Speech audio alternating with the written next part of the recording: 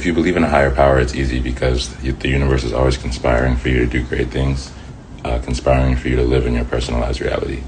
I believe that before we came here, we wrote a contract about everything we wanted in this life, all the challenges that we were going to face, how we were going to overcome them, what great we were going to bring to this world, right?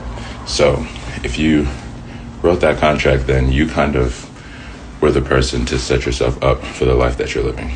Anxiety is usually about the future. Regret is usually about the past.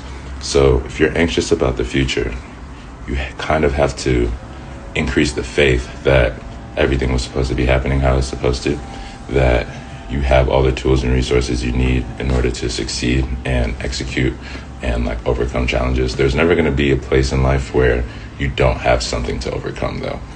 No matter if you have all the money, the greatest family, doing all those things, there's still going to be places in life that you have to put some more focus and energy towards. So I think the first step is to know that it's never ending in terms of we just have to get better at dealing with the obstacles.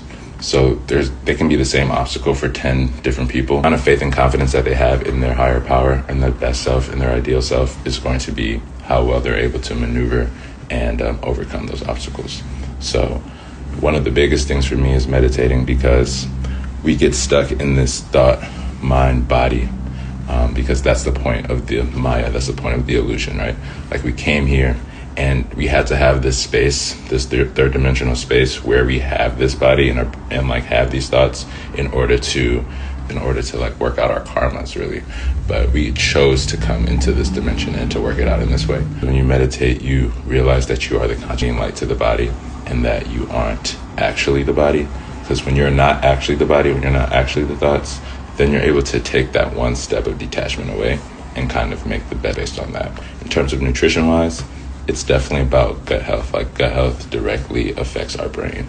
And a lot of caffeine can make you anxious because your body is putting a lot of cortisol in it and it's telling you we got to get to it, folks. A lot of sugary stuff is going to make your mood go like this. If you're eating correctly for your gut and you have a calm gut, you're going to have a calm mind. I would write down what you're anxious about. Once you've identified what you're anxious about, I would then convert the I'm anxious about it to what it looks like when that anxiety is quelled, when it's already accomplished. And then you emulate that feeling of the accomplished anxiety. As opposed to being anxious about something, now you say, I'm not going to be anxious about it.